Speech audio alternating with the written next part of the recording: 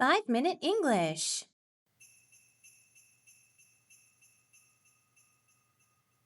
"'Twas the night before Christmas, when all through the house not a creature was stirring, not even a mouse.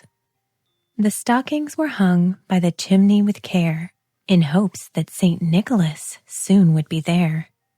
The children were nestled all snug in their beds, while visions of sugar plums danced in their heads. And Ma in her kerchief, and I in my cap, had just settled down for a long winter's nap. When out on the lawn there arose such a clatter, I sprang from my bed to see what was the matter. Away to the window I flew like a flash, tore open the shutters, and threw up the sash. The moon on the breast of the new fallen snow gave a luster of midday to objects below.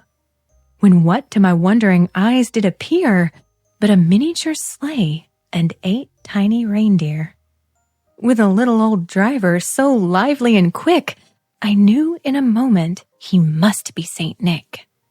More rapid than eagles his coursers they came, and he whistled and shouted and called them by name. Now Dasher, now Dancer, now Prancer and Vixen, on Comet, on Cupid, on Donder and Blitzen, to the top of the porch, to the top of the wall, now dash away, dash away, dash away all. So up to the housetop the coursers they flew, with the sleigh full of toys, and St. Nicholas too. And then in a twinkling I heard on the roof the prancing and pawing of each little hoof. As I drew in my head and was turning around, down the chimney St. Nicholas came with a bound. He was dressed all in fur from his head to his foot, and his clothes were all tarnished with ashes and soot.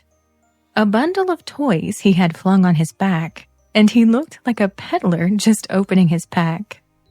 His eyes, how they twinkled, his dimples, how merry! His cheeks were like roses, his nose like a cherry. His droll little mouth was drawn up like a bow, and the beard on his chin was as white as the snow. The stump of a pipe he held tight in his teeth, and the smoke it encircled his head like a wreath. He had a broad face and a round little belly that shook when he laughed like a bowl full of jelly.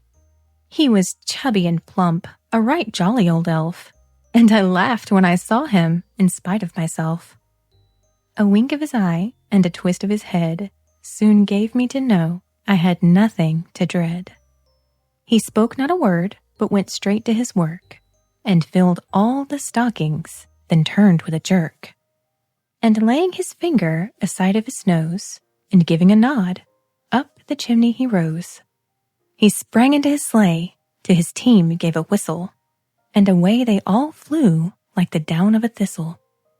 But I heard him exclaim as he drove out of sight, "Merry Christmas to all, and to all a good night."